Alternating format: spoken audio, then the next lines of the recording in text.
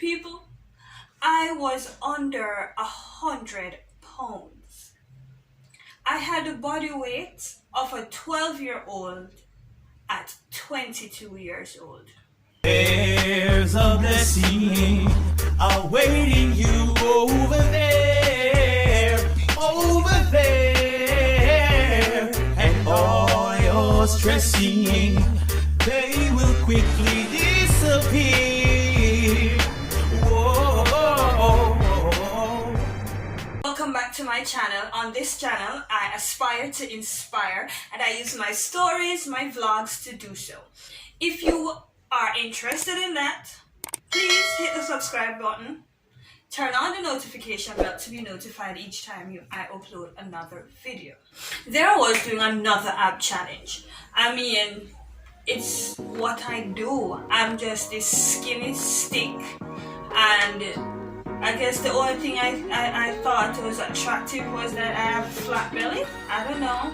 But there I was doing another ab challenge and realized that by the time I got to 15, I was like dead.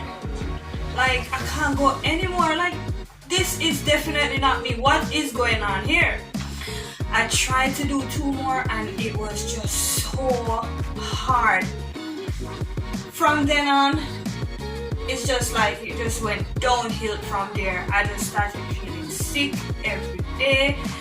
I guess I was miserable. And then I said, you know what, something don't right here. And do what I have to do, and I got the pregnancy test, found out I was pregnant. Now listen to me. Not only was it disappointing and devastating that I was unwed and pregnant, but people, I was under 100 pounds. I had the body weight of a 12-year-old at 22 years old. Listen, I was just a stick with a belly. You know what? Let me show you what I'm talking about. Look at this. That is what I look like. A stick man, hair and belly. One of the first things that went through my mind, like, oh me, I will carry one belly. We can't manage one belly. I mean, I'm just legs and arms. I have no hips to carry a child. I was wondering, how in the world is this going to work out? And I said, Lord, me and you on this one. I had to be in constant prayer, wishing, praying, crossing my fingers, all of the things that you think you need to do to get through something. That was me. It was a daily walk. Dear Lord, one day at a time I'll be able to, carry this child. And as time progressed, I thought I was getting a little hips, and I took some pictures everywhere. This is me just looking in the mirror, seeing a hip. As time progressed, I saw the changes in my body. I was like, alright, my body is looking like it can accommodate a child. It was rough.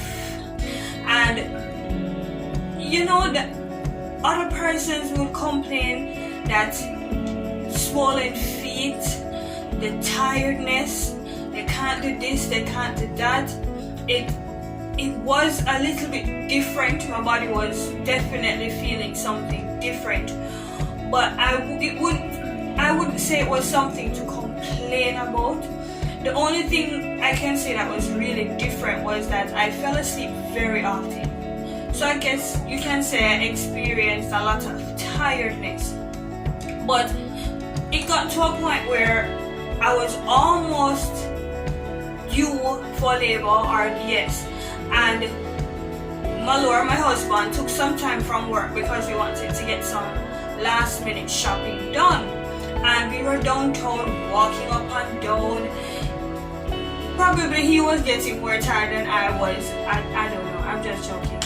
And we were walking up and down and we were shopping, looking for baby stuff, trying to put the bag together because they said he bag for when you go into labor.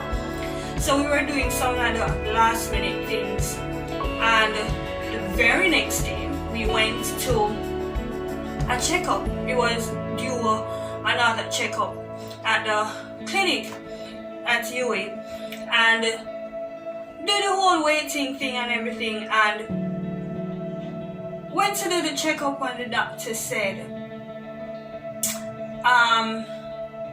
you have your bag with you? And I said, no, I don't have my bag with me. He said, but you must always have your bag with you, you know, you are at, I think I was around 36 weeks or 36 weeks pregnant, and he said you should always have your bag with you and such. And he said, I'm in labor. I'm like, say what now? He says, you are in labor. And I said, I should be feeling something. Now, so in the movies you see water break, people screaming, and all the drama that comes with having a baby, but I didn't feel any of that. And he says, as a matter of fact, you're already 4 centimeters dilated. We're supposed to be around 10 centimeters dilated to be able to now push, right? I hope I'm getting my facts right, but it's something like that. So I was already some centimeters dilated, and I came back outside and I said to my husband, they said, I'm in labor.